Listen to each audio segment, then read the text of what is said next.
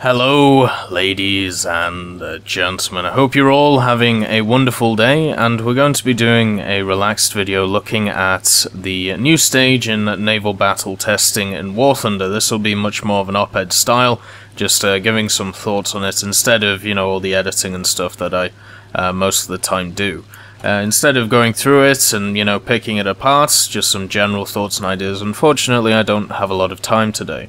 But I would like to point you towards a live stream that was done earlier by Mike Goes Boom. It's called New Naval Mechanics and Destroyers in War Thunder. There, he played with some other YouTubers and basically looked at the dev server and how the battleships actually work out, because this was a test for those things. So anyway, go and watch that if you want to see how it's going to actually work in War Thunder, but also remember the caveats that this is always in closed beta testing, so it is completely open to change. But after watching some of that live stream, I watched about an hour of it in the center of it, around the hour to 2 hour mark before I actually had to go and do stuff. It seemed pretty fun. It seemed very interesting to me, very similar to what World of Warships is now, and to be quite honest, I think World of Warships is a really good game. It's probably the second best game that Wargaming have made after World of Tanks, and to see War Thunder trying to set up in that way and add in mechanics which are very similar to it, I think is a good idea. What I always saw from War Thunder was basically a more realistic World of Tanks. There is a lot of differences though now, especially with War Thunder, and if Ships is going to also take that route, then I'm going to be very, very happy about it.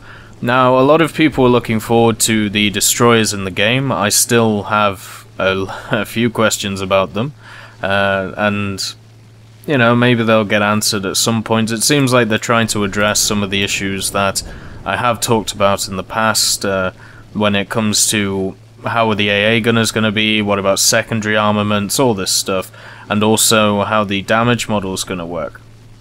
So the first thing I want to talk about is if you look at the pictures that are on the news article for the new stage, also there'll be a link in the description for that if you want to see it. One of the pictures slightly down where it shows the whole HUD of the ship, in the bottom right corner is the map, and it seems like there are two separate spawn points. So you have the one at the back, which is for the destroyers, and then the one near the center, which is for the smaller PT boats. So this is obviously testing the idea that if you put everything on an equal footing when it comes to spawning, well yeah, you're gonna kind of struggle with that. PT boats can't really stand up towards destroyers. Also, something about torpedoes in the game, after watching the live stream and after, well, having to use torpedoes for the last few years in War Thunder, they're not incredibly quick. So when it comes to these PT boats facing even destroyers and not even thinking about battleships or cruisers or anything like that, the PT boats are completely useless against them. The only time I ever saw Mike Goes Boom get anywhere close to a destroyer was when the destroyer was obviously not paying any attention.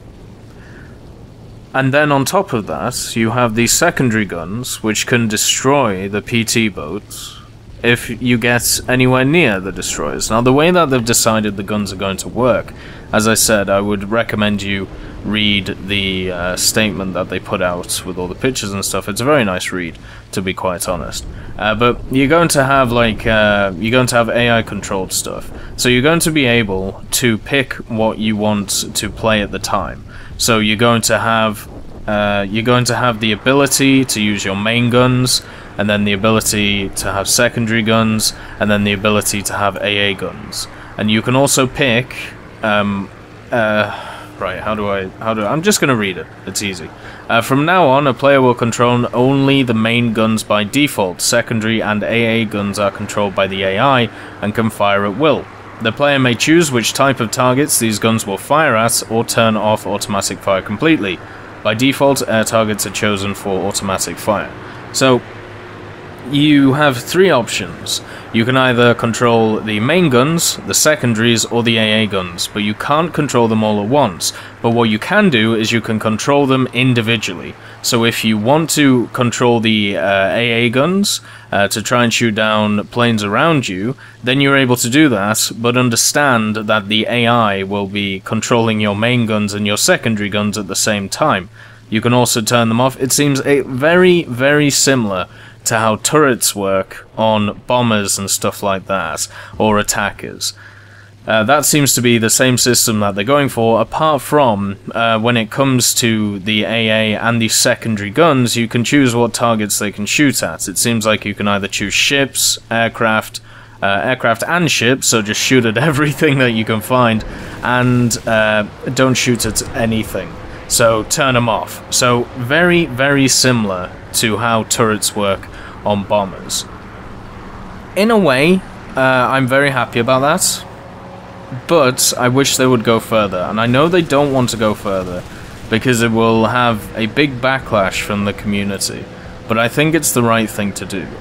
In my opinion, for a very long time, one of the easiest ways to be able to sort out bombers in the game was to make the gunners AI controlled, and then rely on your crew skills to make sure that if your crew skills are good, then your turrets are going to do a lot of damage. If they're not very good, then they're going to struggle. But it seems like Gaijin want players to have full control of each part of a vehicle. And for me personally, that doesn't make any sense. If I'm the pilot of a bomber, I should not be able to be the tail gunner at the same time. But if we're talking about from a general gameplay point of view, you can understand why they've done it. But if you take it from a balance point of view, if you just took away that direct control of a player from those turrets, then what would happen is you would have a very much more balanced game. Now, if you did that with ships, you would have exactly the same thing. One of the biggest issues that I think we're going to run into with ships is that it's going to be very hard for anything which isn't another ship to be able to batter a ship. And even worse than that, PT boats should never get near these destroyers. So basically ships of equal footing. So a destroyer on a destroyer, or a battleship if they add them in, or a cruiser if they add them in, should only be able to destroy each other. Planes should get absolutely nowhere near these things, unless somebody is engaged in a large fight, which generally you can spend 5 seconds having a look at your map, seeing what's coming at you, and being able to shoot in the air with the AA guns. Because some of these ships have so many AA guns, and we already struggle in game with something like a TU-4, which has like 423mm shooting at you. It's gonna be a big issue when the game comes out, and I think the way to solve it, just like how I think the way to solve the bomber issues when it comes to the B-29, the TU-4, you know, B-17, even tier 1 ones like the Heinkel, which can do a lot of damage if it goes up against biplanes, is the way that you solve it is by taking the onus away from the player and leave it to the artificial intelligence, and then base it on how good your crews are from that point. Because I'm sure ships will have crew points just like everybody else does in the game, and that's how it will be done. Now, that's how I would do it, that's how I would balance it out, but as I said, that would annoy the whole community. So what they've done now to try and balance it is say that if you are controlling one set of guns, you can't control the others. Now, looking at the live stream, the secondaries will actually fire from quite a long way away, and so will the AA guns. Now, obviously, they probably haven't added in crew skills and stuff like that, so, you know, that will be something that will change over time. But imagine if somebody has maxed crew skills and, you know, aced crews on these ships, and they're firing from miles away very accurately. It's going to be quite a large issue. And if we come to a good player, which I think the majority, well, maybe, let's say the top 40% of players, so not a crazy minority of high-skilled players, let's say, you know, a third of the player base, or just a bit more than a third of the player base. I'm pretty confident that they will be able to look at their map or hear the sounds around them and be able to switch from AA to default to secondary when in will, while they're getting attacked, and be able to sort it out by themselves very quickly. I know for a fact when I'm in a bomber and I hear someone coming near me, not even see them because some of my crews are that bad, especially in the Italian ones, I'm able to get on the gunners, and the gunners are already kind of pointing in that direction, so all I need to do is just lead them onto it. So, I really think that is going to be an issue. Just the fact that a player can control everything, and the fact that one aircraft is not going to do anything against a ship, if the ship is paying any attention at all. Now, if he's down the gunner sight, which looks very impressive and interesting, then maybe you get a shot off. Now, please tell me as a pilot, how do you know when you're in that situation? Because I don't know. Maybe you see the main guns firing, but then again, they can be controlled by the AI. So you don't know who's controlling them. It's very odd. But anyway, that's something that I think is going to be an issue, especially with larger ships. With these smaller battleships, after watching after looking at these smaller destroyers, I can already see it being an issue. But if we decide to go with the community and start adding in these even bigger ships, then planes will never get anywhere near them, and they shouldn't do. Another thing that I kind of mentioned before is the fact that PT boats just kind of seem redundant now. While using the PT boats, because the torpedoes are so slow in the water, there is ample time for a destroyer to get out of the way. The only time you should be able to destroy a destroyer with a PT boat is if the destroyer captain is either AFK, or he's looking at other targets and just doesn't notice you somehow. And even then, just remember, the AI is able to shoot you. The AI of the secondary armaments of the AA, and also of the main guns if he's not controlling them, can all shoot you. And you have to get so close to these destroyers, and you're in such a small boat, that one of these larger shells from the destroyers should absolutely nail you. It's going to be really interesting to see if PT boats are ever even used. I have no idea why you would use them in a situation like this, unless they give them a massive advantage. The way to do it, which is the way I thought they would do smoke, but it seems like they've gone for a more realistic way with smoke, which I think is good as well. But the way you make PT boats effective is if you give them the ability to throw smoke about. And give them the ability to maybe, I don't know, maybe have faster torpedoes, or maybe be able to lay mines.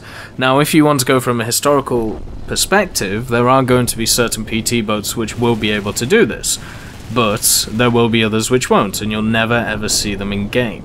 So we're going to have to see if people even use the PT boats. I still think it's interesting that they're in the game, and maybe they should be just lower level stuff so people get used to the mechanics of the game, and then they graduate into larger ships as they go along. Maybe that's how you do it, to include them in a meaningful way. But if they want to do it like on this map, where you have you know, these smaller boats spawn near the center and kind of duke it out, and the destroyers have to move into position, then, you know, you can do that, and maybe the smaller boats have an impact. But I don't think they will. Destroyers do way too much damage, and it's way too easy to just miss the torpedoes. The torpedoes are a little bit too slow. When it comes to the damage model, which is the next part in the overall discussion parts, or, well, not discussion part, the overall news articles, it looks really interesting. The fact that it's very similar to how tanks work, apart from there's more estimates and averages going on, which you've got to understand has to happen. You can't individually be able to model everyone in their positions, especially when you're talking about ships which have over 100 crew. You're going to have to compartmentalize it, which is basically what they've done here with the damage model, and I think that's completely fine. I'm sure as the development goes on, it will get a little bit more specific on how it works. But generally, if we actually look at how it's looking, especially in the X-ray view and the armor view, it looks really interesting, to be quite honest. So hopefully that stays on. Now, we have some survivability stuff. So if you're set on fire, you have FPE, and then you have parts, and then you also have flooding prevention. So seal the doors, men, and run away. But anyway, the biggest issue I see with survivability is the fact that all of these, I know for a fact, are going to be modifications. And because, well, all you have to do is look at tanks. Everything, when it comes to fire extinguishers, when it comes to repair, when it comes to different shells and everything, it's all modifications. So it's going to feel really terrible playing some of these larger ships without any modifications. So it's going to really depend on what level they are at when it comes to what tier they're at and how long it's going to take to get some modifications. The way that the FPE works, I think, is good. It's a lot better than in tanks. In tanks, in order to use FPE, your whole tank has to stop working. Basically, you are, in effect, paralyzed for 5 seconds, or stunned if you want to put it like that, and then you can keep doing what you do. What I would like to see is, let's say you get hit in the engine deck on a tank. If you hit the FPE button, maybe 2 of your crew go out to extinguish it, meaning that some of your crew will still be able to do their job. That's basically how it seems to be working in ships. So, if part of your ship is on fire and you hit the FPE button, then it will take time for that fire to go out, and you know, there'll be a little timer on the screen, but part of your crew will basically go and put that fire out. But you can still fire guns, you can maybe still move depending on what's been hit and everything like that. So just by knocking out one module doesn't knock out the whole ship for 10 seconds while it puts itself out, which I think is a much better way of doing it instead of the way that they do it in ground forces, where the whole crew has to stand to attention while somebody gets the fire extinguisher out. And I can kind of understand, you know, why they've done it, because obviously in a tank you're gonna have, you know, around 4 or 5 crew, so maybe it will take the whole crew to put an engine fire out. But in a ship it makes absolutely no sense to do it, so therefore it's nice to see that they've decided that it shouldn't take out your whole crew just to put out a fire. At the same time as well, it seems like the repair times are a hell of a lot longer than they are in tanks. Now, if you remember in the CBT for tanks, the time it took to repair a tank was completely ridiculous. It was incredibly long. I remember seeing a photo, or a picture I should say, of like an 80-minute repair time on a tank. It was just something really silly, and they reduced it quite heavily when the tanks came to OBT, open beta testing. And I think we might see the same thing with ships. But the thing is, when you're repairing these ships, even though it may take quite a long time, you can generally still do other stuff. Generally your guns may be operational, maybe you're able to move a little bit, maybe you're able to launch torpedoes. So instead of just kind of being sat there with a turret ring dead and not being able to do anything, if a part of your ship gets knocked out, generally you'll have a lot of other parts of the ship to be able to do something. So maybe you can justify the long repair times in that way, in that regard. When it comes to the just flood prevention stuff, the way it seems to work is you have like a number and how how underwater you are, and when you hit that the threshold of being underwater, then your ship just dies. Same with the fire. So that's kind of an interesting little thing that they're doing. And the torpedo sight is exactly the same as World of Warships. I think World of Warships has the best way of doing torpedoes. It's also being replicated in a lot of other games, so that's nice. Also, you have the AP and the HE rounds. You also have AP HE rounds, so I think we're just going to run into a situation like we do with tanks, where there's going to be people trying to figure out which are the best rounds, and then everybody's just going to use them, and if one nation doesn't have them, then yeah, they're kind of buggered until the values get changed a little bit.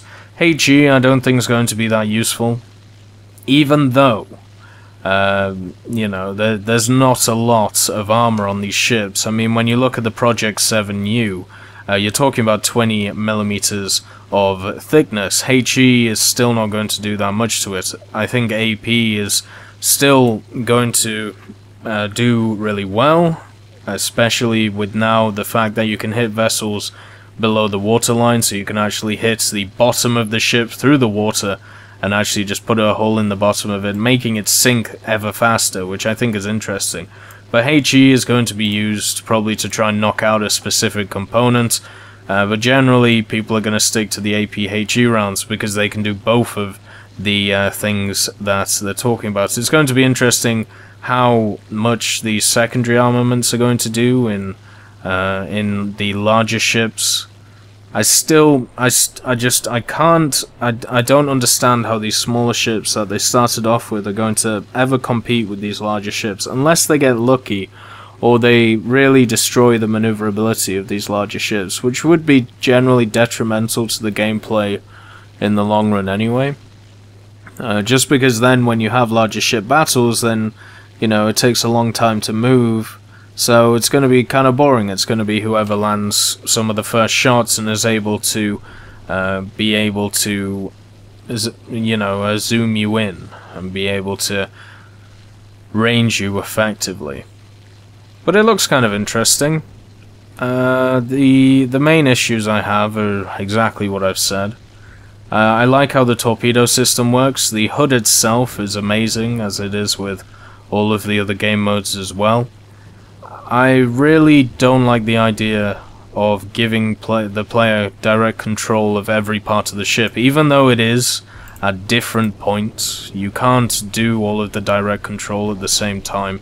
I still don't think it's a good idea. Because there's no way. If you go bigger, right? Let's just say you decide to go with bigger ships, which people are gonna ask for. When Fly made that video, what did he talk about? He talked about the HUD, he talked about the Bismarck, he talked about the big boys. Stuff like the Yamato. Now, those ships have so many AA guns on it. I don't think people understand how no one is going to be able to get anywhere near these things. And if they're AI controlled, maybe there's a possibility you get near. If they're player controlled, which can happen, and will happen, there's no way any aircraft gets away from these ships, and then it just becomes ship-on-ship combat, and you might as well just not have the planes there. It's going to be interesting when it comes to that. But overall, very positive. As I said, you should go and watch the live stream. It's really interesting, to be quite honest, seeing how these things are going to act. Obviously it's not fully polished, obviously it's on the dev server, but it's still really interesting. There are some real good positives to look at from this. The gameplay looks a lot more enticing than just the smaller boats, and generally the HUD itself, as I said, is really interesting to me. The way that the mechanic of torpedoes in games is just fascinating to me. They are a little bit slow in War Thunder, so we'll see if they vary their speed depending on the torpedo it is. But they seem pretty slow coming from this from the Project 7U, which is the Russian destroyer from the 1930s. But yeah, I'll have to see. There's some other testing windows if you did miss this one. On Sunday the 11th, it's from 1 GMT to 5 GMT, so that one will have been passed after this video goes up, so I apologize for that. But there is one at 17 GMT to 21 GMT, so that will be the next one after this. And also, there is one on Monday from 1 till 5 GMT once again.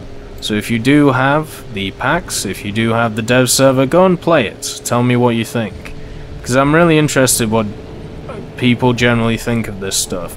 My gripes, I don't see a lot of people talking about, and I think it will be something that will get to people's minds once these things come out into open beta. I will have to see what people generally think. Maybe people just don't care that the smaller boats are useless. Or maybe, you know, as I said, Gaijin fix it so they're just tier 1 and the destroyers, the cruisers, everything like that will be tier 3, 4 and 5, so they'll never meet each other. But we'll have to see. Something I didn't talk about is the flooding system. Looks pretty much a-okay to me. Hopefully they sort out all the animations for that. I'm sure they will. But anyway, I hope you all have a wonderful day. I'm sorry this isn't a structured video, but we'll get back to normal video making tomorrow. And also, well, let's just say I'll give you a little surprise in maybe half an hour, depending on how long it takes me to upload. I'll see you then.